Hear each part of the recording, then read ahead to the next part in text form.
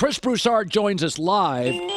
One of the things I argued with Jason McIntyre about is this. I think Tyrese Maxey is an emerging star. And 8 points a game, 17. When Harden was off the floor, he was getting up to 24, 25 a night. And I think Daryl Morey looked and said, at this point, Harden's getting in the way of Maxey. He's going to be a 2 this year in the league. Now, J-Mac looks at me like I'm crazy, but the numbers tell you he's going to be a 23 to 24 point a game guy now with the ball. So my takeaway is Harden worked for about 18 months, but now he just gets in the way of their emerging stars. That's my take. What's yours on that? No, I think you make some sense because I really like Tyrese Maxey, and I do think that he can become that second guy. Now, I don't know if he's, there's different levels of second guys, right? Is your second guy good enough to help you win a championship, or is he just good enough to make you a contender? He certainly is the latter at the very least, and we'll see if he can go further than that. But yeah, Tyrese Maxey can play. This isn't the worst thing for Philadelphia.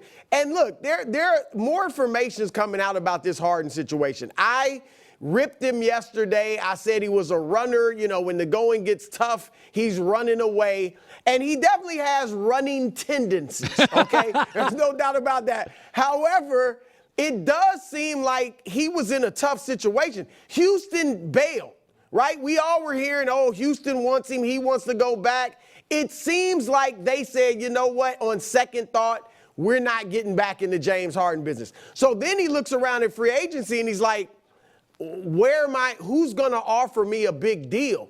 If I opt out of this contract with Philly and nobody makes me an offer, Philly can lowball me. And it seems like he was getting those vibes that the Sixers might not give him the deal he wants. So then he said, you know what, let me opt in. He didn't have to demand the trade, but I get where he was coming from to some degree. I'm like you. I like him with the Clippers if that's where he ends up. And when you talk about Tyrese Maxey and what they might get from the Clippers, Norman Powell, very nice sixth man. Yes. Can even start. And who'd he play with? Nick Nurse. Played for Nick Nurse in Toronto when they won the championship. So Nurse knows how to use him. That's kind of when he emerged as a really good player. You could get Terrence Mann, yes, Marcus Morris, maybe some draft picks. Now there's talk, Colin, that they could try to flip what they get from the Clippers, particularly some of the picks, and maybe move Maxey to Portland for Damian Lillard. No. If you could do that, you wouldn't want Dame? Wow, you really like Maxey. You don't. I like him, but I'm not. I don't think they're getting Dame, but I'd look at it if I'm Philly. I like Dame. Dame last 2 years injured, Embiid injured. I got Maxey at 22. I got 6 years before the injury set in. He's ascending. He's accelerating. I think Dame's a 1, but I worry about injuries. I don't like my 2 stars. Clippers a great example. Paul George, Kawhi. I don't want my 2 stars playing 54 games. Lakers, AD, LeBron. That's why Austin Reeves and maybe Bruce Brown become important. They're there 70 games a year. So I think Dame fits in a lot of places. I don't know if he fits in Philadelphia. So now I will say this. The Dame stuff is interesting because J-Mac and I talked about this. Ja Morant on the downtrend. Not a huge market for Dame. Kyrie Irving, no market. Harden, small market. Is the league, it's cyclical. Brew, do you think the NBA is going, listen, man, bigs, Europeans, boring, no drama. It's a better way to do business. Because it feels like, Brew, drama is no longer a captivating risk for GMs. Yeah, well, first, obviously, we're talking about injuries first. With Damian Lillard, absolutely a concern. Harden, age is a concern. And drama, Kyrie Irving and Ja Morant. Though that's drama to extreme levels. Obviously, Kyrie's isn't criminal, but it's still drama that's crazy. And Ja's not criminal either, but it's gunplay. So those are extremes. But I do think, look, we've heard, how much have we heard about this collective bargaining agreement? And ownership taken back control of the league, and now you're going to have trouble putting 3 superstars together because it'll really hurt you going forward in the future and being able to build around those guys. So what the league and what the owners are tired of is players having total, utter control. And again, people might think this is Harden trying to taking control, but I think he's more reacting to Philadelphia giving signs that, you know what?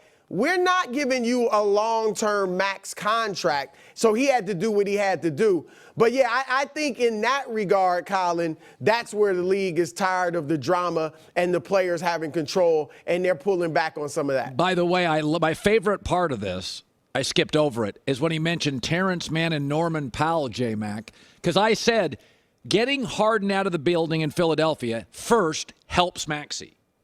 I don't need a star back because now it allows Maxey to be a 2. What I need are excellent rotational winning players, guys that'll play hard for Nick Nurse. No, I think Norman Powell's a great bench player. Terrence Mann's nice player. So to me, if you told me Embiid, Maxey, Tobias Harris, Norman Powell, Terrence Mann, that's a good team. That's a good and no erratic, no divisive. Right? Like, I like that roster. Colin, it is at least as good as they were last year. Look, the bottom line is none of us believe they were going to win a championship with James Harden. That's right. Because of what happens to him in big playoff games most of the time. And so they can at least get back, and not guaranteed because the East is pretty deep, but they'd have a great chance with that roster you just named of getting to the second round. And then, you know, depending on how much Maxey emerges and how well Nick Nurse coaches, you'd have to they'd still be a contender. That's the bottom line. They would still be a contender, just as good as they are with James Harden, at least. And you don't have to pay him the long-term money that wouldn't look good at the end of that contract. Okay, so there's a lot of talk about Bruce Brown, Denver to the Lakers. I actually like this fit a lot. If you told me next year, LeBron, AD, Rui, Austin Reeves, Brown, and maybe Lonnie Walker, I'd be like, okay, that's a good team. I get rid of some silliness with D'Lo. I mean, it's just, I think he has. Malik Beasley didn't work. Vanderbilt, hit and miss. I actually think that you re-sign Austin Reeves, more money than I'd want to pay, but whatever. If you get Brown from Denver, move off D'Lo. That's one of the rare. That's a Laker move I like. Do you think it's possible? No. Yeah, I love Bruce Brown there. I mean, you love Bruce Brown anywhere. He did well in Brooklyn, obviously in Denver, and he'd be great for the Lakers. And for the Nuggets, I think they could replace him with Christian Brown. He obviously showed he played well as a rookie, and I think he'll do well in that role. But Bruce Brown is just what the doctor ordered. If they get him, obviously health and age for LeBron is still always a concern. But the one thing I'd want, and D'Lo doesn't fit this bill. He can fit it occasionally. But I feel like they need a guy that can create his own jump shot in the fourth quarters, near the end of games, a la Jamal Murray. That's what they lacked against Denver. LeBron can close, but he's going to do it going to the rim.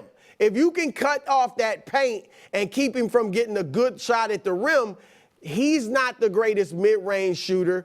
And obviously, he's not the greatest three-point shooter. AD, that's not his thing. That's the thing they lack, is that guy that can create off the dribble and get you a great mid-range look at the end of games. Can Austin Reeves do it? Maybe. But the bottom line is I like the Bruce Brown addition for sure if they can do it. All right. I criticize the Lakers enough. Got to be positive, Uncle Colin, occasionally. Chris Broussard, first things first, fastest growing show in sports cable. Buddy, it's great seeing you. You too, Colin.